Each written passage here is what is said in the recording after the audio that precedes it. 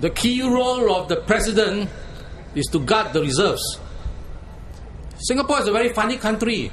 There's so many things that nobody knows.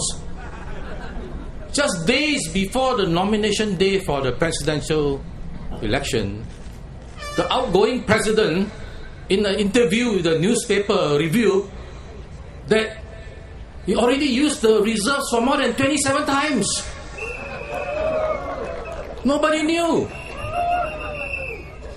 Everyone was given the impression that the reserves was only used during the last financial crisis. During the crisis in Parliament, all the MPs were asking, how much money do you lose? All kinds of excuses, all kinds of answers, replies, but the answer never came.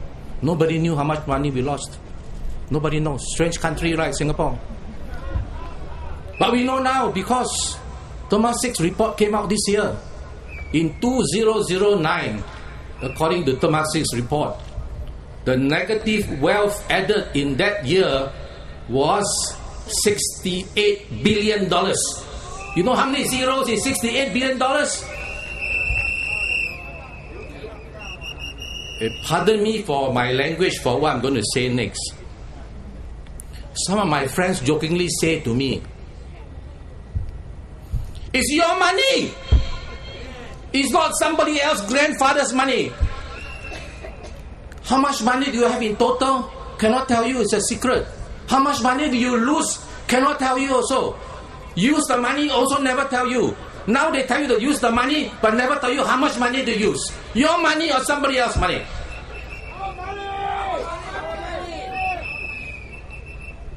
The reason given as to why the reserves was allowed to be used 27 times for SERS, Selective En-bloc Redevelopment Scheme. How many times for land reclamation? How many times for other projects? Nobody knows. The reason given why the reserves was allowed to be used was even more funny.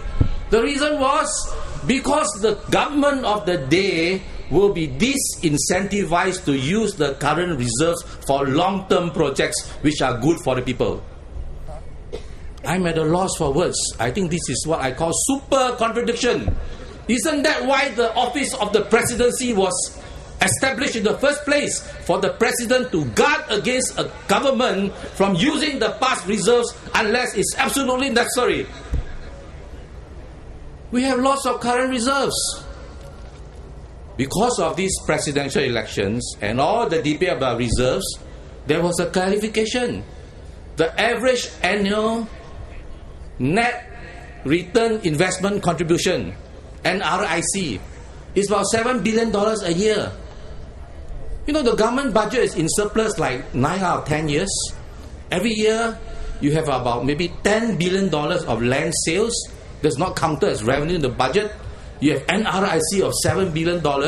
Why do you need to dig into the past reserves? Well, some people say, or the explanation was given, past, future, what's the difference? It's all your money. It's not the same. When the money comes out from the reserves, it can end up in various places. It can end up with GIC, it can end up with Temasek, it can end up with state boards. So what's the difference? The disclosure, the transparency, and the accountability are all different. Let me give you one example. Temasek sold 3 of our biggest power companies to foreign companies. Need to go to Parliament to report? No need. Parliament approved the privatization of our Changi Airport to Temasek without a price. Find me any parliament in any country in the history of the world that allows the sale of a strategic asset like its airport to a company without even saying how much is the price. Well, now we know the price because Changi Airport growth report came out. The price was only $3.3 billion. 1,300 hectares of land that they can use, and the price is only $3.3 billion. Do you want to vote for a president who will sit by idly and in silence and let the reserves be used and nobody knows?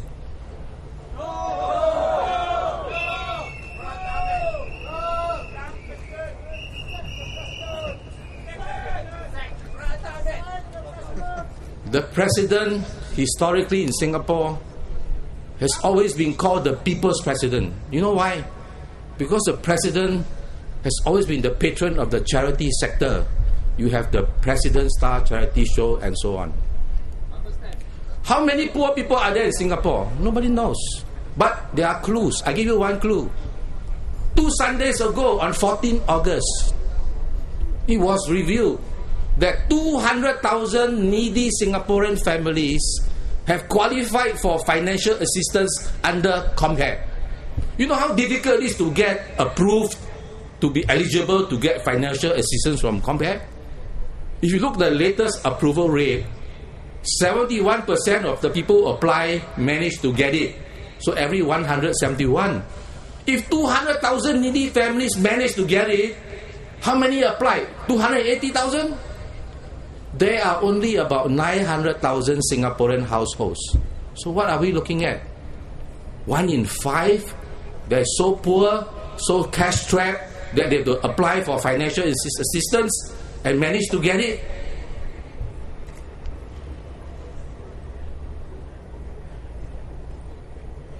On the same day, August 14, 2 Sundays ago, we had good news for you. 710,000 people will be able to get your community benefits card. You see, 20% of the participating GPs, doctors, you pay less because government give a subsidy. How many people cannot pay for the medical bills? Nobody knows. But there are clues as well. According to Credit Counselling Singapore's annual report, about 21% of Singaporeans who go there for credit counselling is because they cannot pay the medical bills. Like Ivy Singh Lim said, what kind of country have we become that so many people cannot pay the medical bills? So is it good news that 710,000 people can now get a community benefits card? Because now you can apply when you're 40, you don't have to wait until you're 65.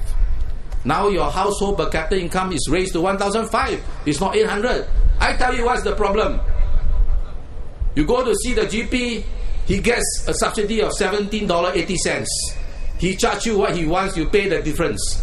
The difference that you pay is still more than what you will pay if you go to the polyclinic.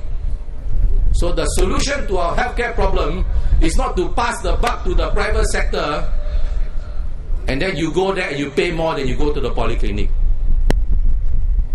What is the increase in the number of hospital beds in Singapore over the last 10 years or so? The answer is 0. And this one nobody knows. It's in the Department of Statistics report. 10 years, the number of total hospital beds increased 0. The population increased by 1 million. They've been selling medical tourism and they managed to attract 850,000 tourists coming for medical. Now you know why when you go to hospital, you wait. Tan, like all the tans.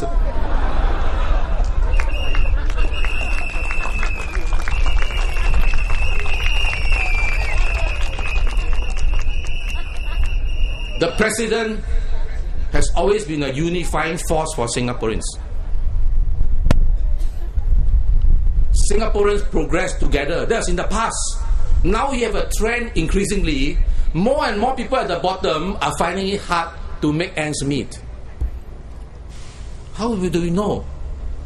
Look at the unemployment figures. Local unemployment rate last quarter increased from 2.7 to 4%.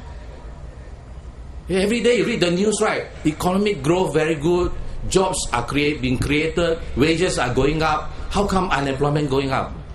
But that's not the end of the story. The 4% unemployment, 80,000 unemployed, are locals. What are locals? Singaporeans and PRs. How many are Singaporeans? Nobody knows.